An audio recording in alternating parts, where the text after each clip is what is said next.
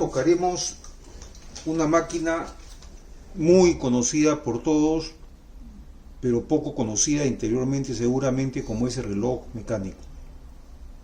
Pero antes de comenzar a hablar del reloj mecánico, quería mencionarles que el reloj no es otra cosa que una convención de la división de un espacio de tiempo.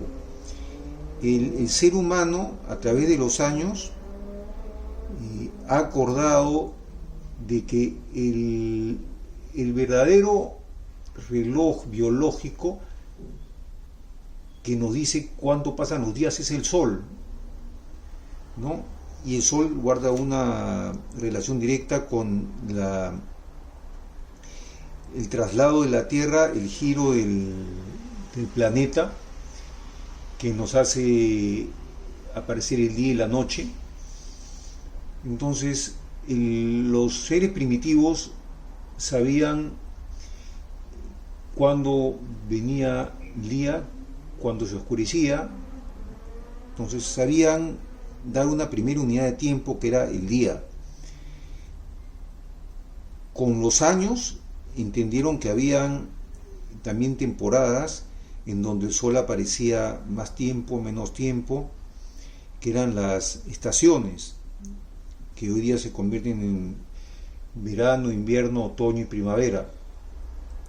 Pero la división minúscula del día es lo que hizo introducir al reloj para saber exactamente en qué transcurso del día nos encontramos, cuánto falta para que se acabe el día o para que amanezca, o cómo encontrar a dos personas a una hora coordinada para que tengan la misma medición del tiempo. Entonces, esta convención durante miles de años es lo que dio lugar al reloj. Los relojes se comenzaron a fabricar mecánicamente en el siglo XV. Eso es, estamos hablando del año 1400 y pico, o sea, finales de los 1400, y funcionaban mecánicamente con cuerdas, con resortes. La cuerda sería lo que justamente comenzó después del uso de resortes. Los primeros relojes fueron con resortes o con pesos. Acuérdense que si uno quiere hacer un reloj, uno podría hacer un reloj relativamente fácil, por ejemplo, con agua. Si uno le pone en un vaso un agujero, en la parte, en un vaso plástico, un agujero pequeñito, y las gotas que comienzan a caer, uno comienza a medirlas, y conforme transcurre el tiempo, uno mide la altura del agua acumulada, y eso es una medición, eso es un reloj acuático. La diferencia está que para no perder velocidad conforme se va calmando el agua, la vasija que alimenta debe siempre estar al máximo, porque la presión y la altura hace que la gota caiga más rápido, más lenta. Entonces siempre debe estar, digamos, en el máximo nivel, o tiene que estar saturada totalmente en cuestión de cantidad el vaso que contribuye a dar la caída del flujo del caudal. Entonces hay muchas maneras de hacer relojes de arena, reloj de agua, los relojes solares que se usaron desde la época de la edad de piedra con la sombra, y si ustedes quieren ver el reloj solar, que es muy exacto, lo pueden ver en otro de los videos que dicen el reloj solar. Pueden ver ahí cómo aparece el prototipo de lo que sería lo que vamos a ver ahora. Entonces, entendido todo lo demás, y que el reloj y el tiempo no es, las horas y los minutos y los segundos no son más allá de convencionalismos que el hombre ha dado a través de los años, veamos cómo funciona una de estas máquinas. Para que funcione un reloj, lo único que necesitamos es tener energía acumulada, que esa energía sea liberada a través de ciertos mecanismos, y que con la liberación de la energía va a transformarse en una palanca, en un giro o en algún tipo de acción mecánica que va a producir pues una medición. Es importante mencionar que el principio de la palanca para poder entender el funcionamiento de los relojes.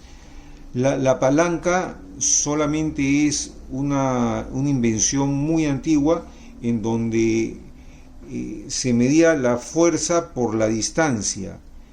Si yo aplico una fuerza en la parte superior y por una distancia, y yo quiero mover esto, ¿no? Vamos a ponerlo acá, y yo quiero mover esto, ¿no? Esta fuerza por la distancia me da una palanca que aplica acá una fuerza que es producto de la fuerza por la distancia, ¿no? El trabajo que estoy haciendo o la energía que estoy trasladando y la fuerza por la distancia.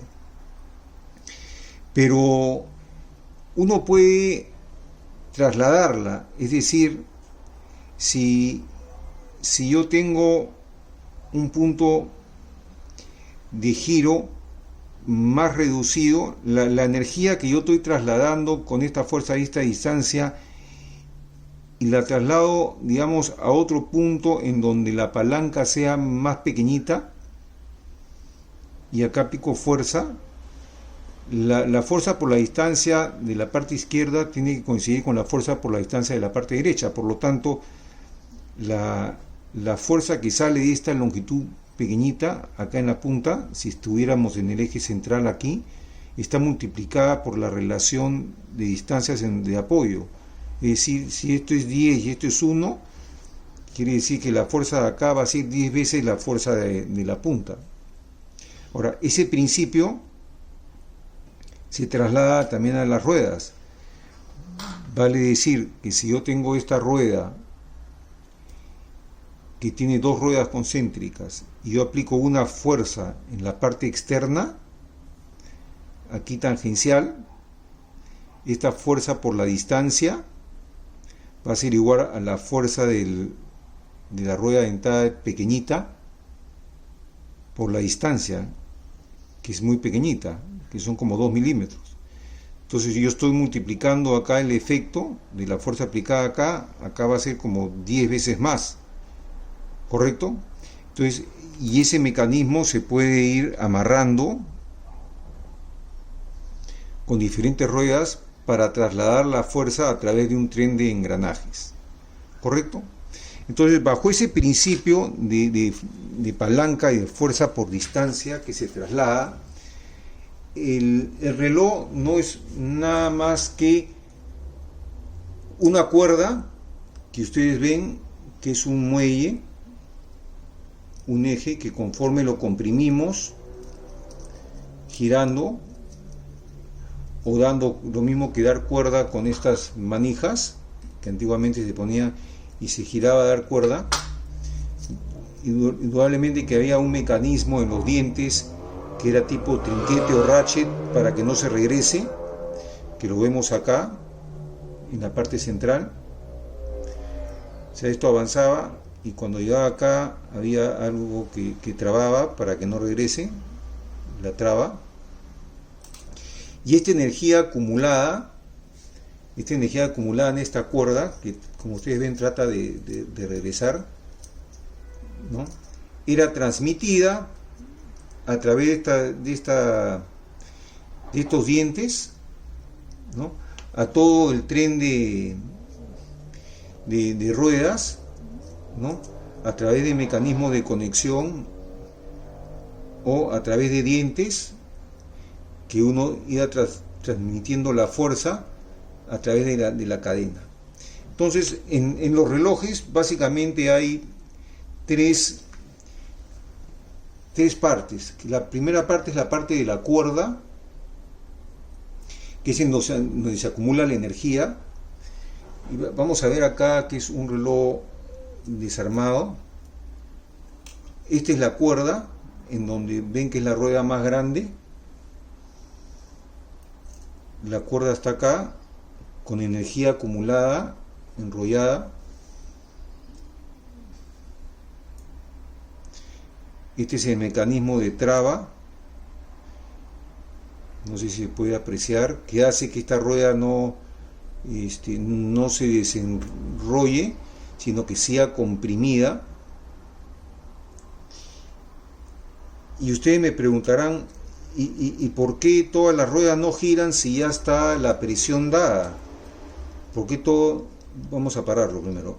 ¿Por qué todo no gira? Porque justamente el reloj tiene una segunda parte, que es la parte del mecanismo de ruedas, que es la relación que uno quiere alcanzar con giros y fuerzas, que está calculado, ¿no? Para ver al mover un diente, cuántos dientes quiere que se mueva las ruedas más pequeñas, ¿no? Por eso es que hay una relación de dientes entre el más chico y más grande, y toda esa relación al final, para evitar que siga dando vueltas sin parar el reloj, tiene un mecanismo de traba. Ese mecanismo de traba, que es la tercera parte del reloj, el mecanismo de traba está constituido básicamente por 3 piezas que se llaman, vamos a verlas acá, se llaman el escape. Este es el escape, vamos a ponerlo acá, el áncora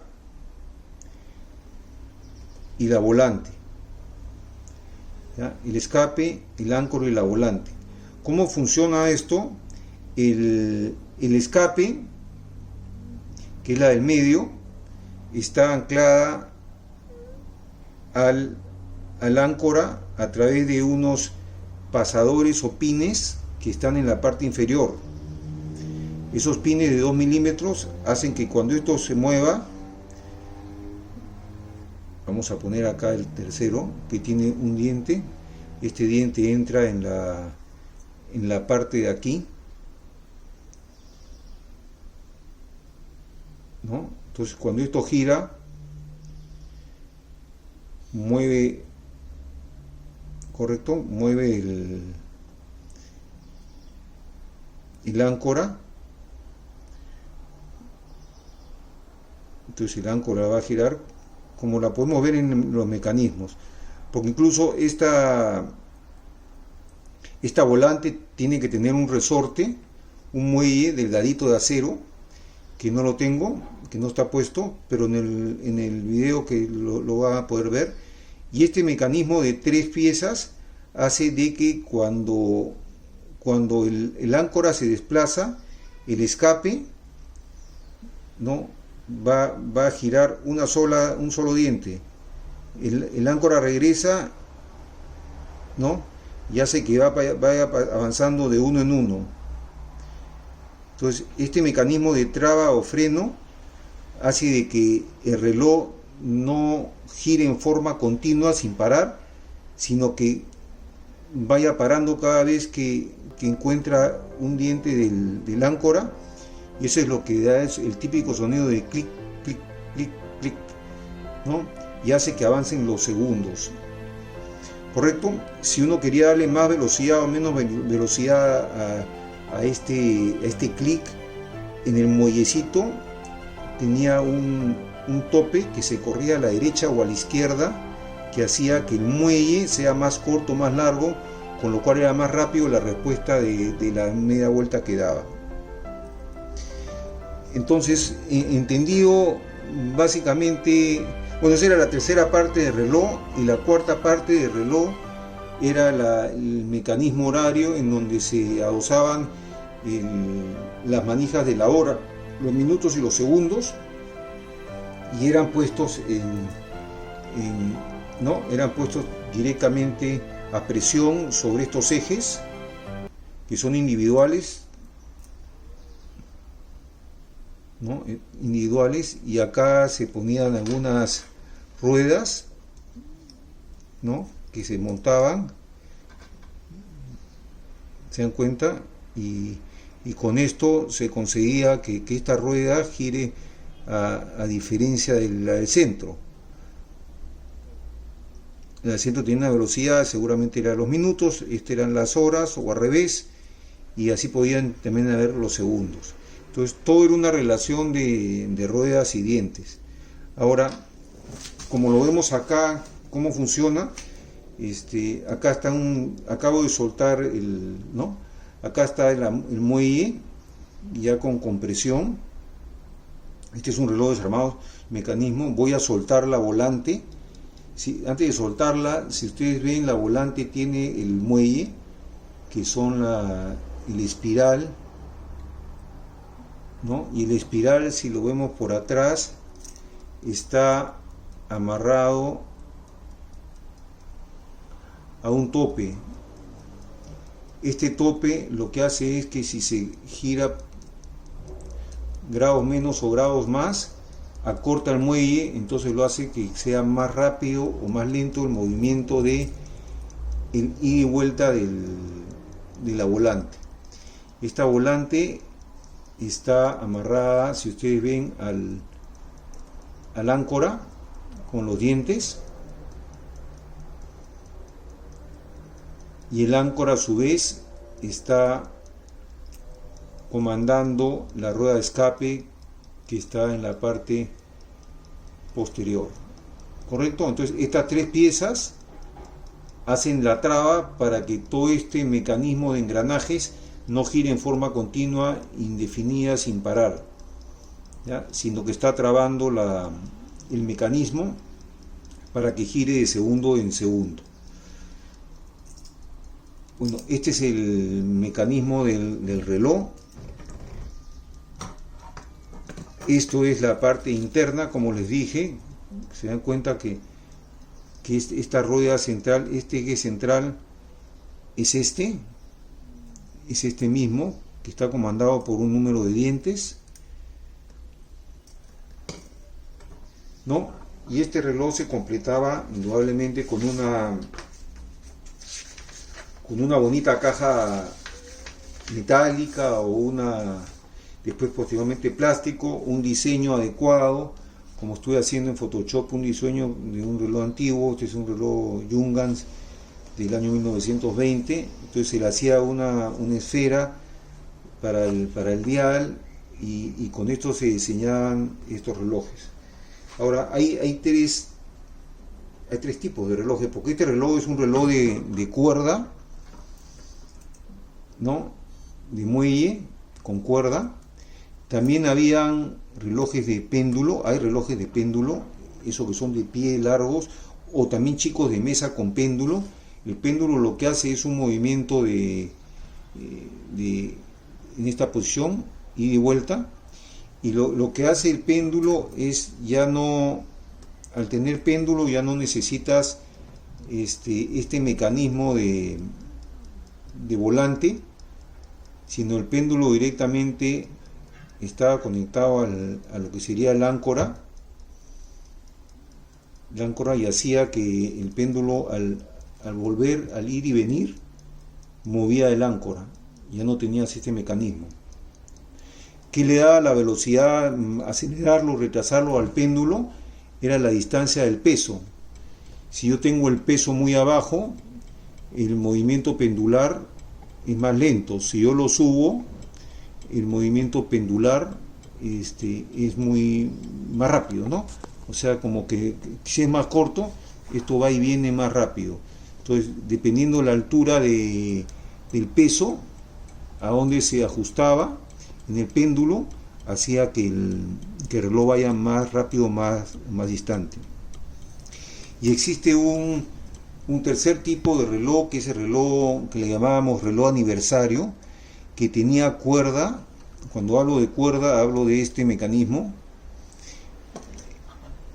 que se daba cuerda, y a su vez tenía un mecanismo no con volante, sino tenía una especie de áncora, pero estaba amarrado a un alambre aplanado vertical, que en la parte inferior colgaban 3 bolas de peso que giraban, y esto tenía como el alambre era como un pequeño fleje que hacía esta operación, que giraba para acá, giraba para allá. Es un fleje metálico. Imagínense que este eje fuera delgadito, de 1 milímetro, y aplanado.